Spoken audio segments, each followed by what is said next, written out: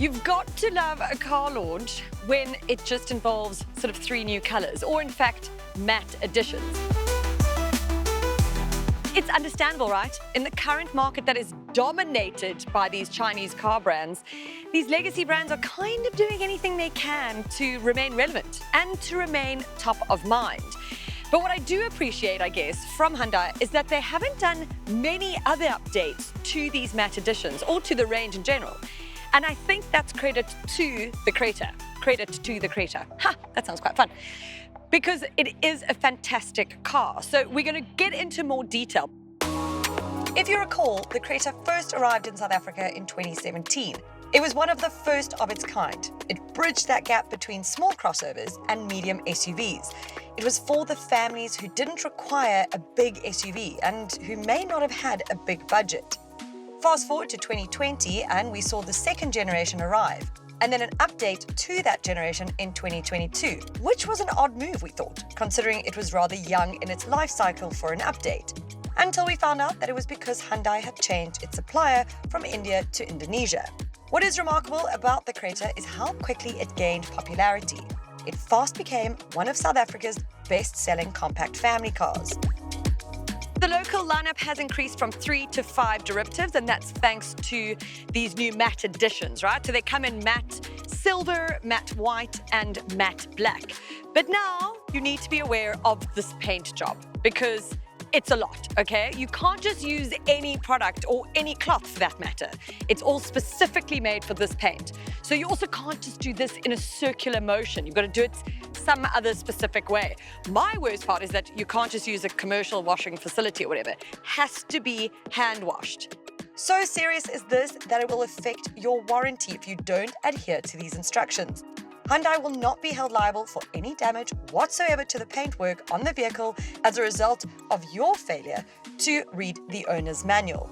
Fair enough, I guess, but shoo-wee, that just feels like more work for me. There are a few small updates to this model and the matte editions that include auto up-down windows on the Premium and Premium Matte Edition, a 10.25-inch TFT LCD infotainment system on the Executive Matte Edition, as well as lane follow assist, blind spot collision avoidance assist, and lane keeping assist.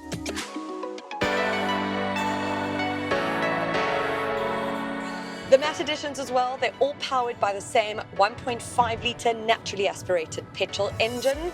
You get 84 kilowatts of power and 144 Newton meters of torque, and is mated to either a 6-speed manual or this, which is a CVT. I have to say that still, this remains probably one of the best on the market. This combo is great, I think. It's a very fuss-free drive. If you consider that this is a family car that is generally for, nipping around town and city driving and or just cruising, you're going to experience a lovely drive. The steering is also very light and direct. It's so easy to maneuver this car. It is just such a lovely, easy drive. It's one that actually remains a firm favorite of mine. It feels solid, it feels comfortable, it's refined. It's all the things that you want from Hyundai.